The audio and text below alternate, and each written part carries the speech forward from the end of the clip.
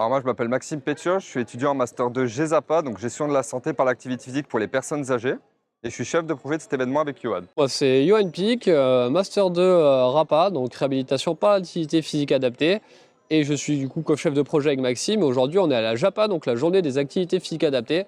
C'est une journée qui a pour vocation de développer sur un thème particulier, donc de l'activité physique adaptée, pardon. Cette année, c'est la santé mentale. Et là, on est sur le salon de l'après-midi, après la matinée de conférence. Pourquoi associer la santé mentale à l'activité physique adaptée? Quel est le rapport? Car déjà, cette année, en 2025, ça a été élu grande cause nationale par notre ancien Premier ministre. Et aujourd'hui, quand on lit la littérature scientifique, on voit que l'activité physique est de plus en plus étudiée en lien avec la santé mentale et qu'il y a énormément d'effets au lieu d'utiliser des médicaments. On a un changement de vision. Avant, l'activité physique, c'était vu que pour des bénéfices physiologiques. Donc, purement le corps, je suis plus fort, je suis plus endurant.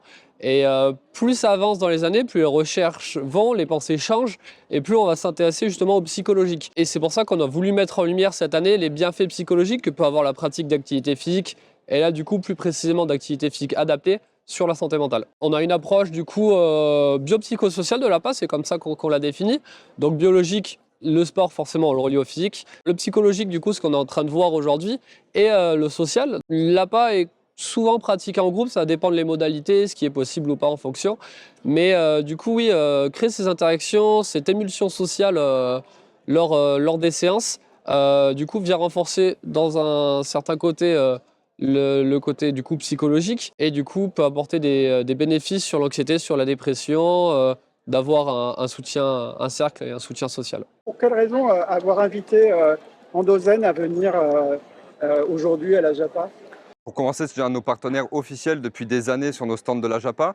Et en plus, on a trouvé qu'il pouvait avoir un lien intéressant de relier l'endométriose qui touche les femmes et qui peut créer des problèmes d'anxiété, de dépression à cause des douleurs qui sont causées et de se dire qu'elles ne peuvent plus pratiquer ou ne plus vivre normalement.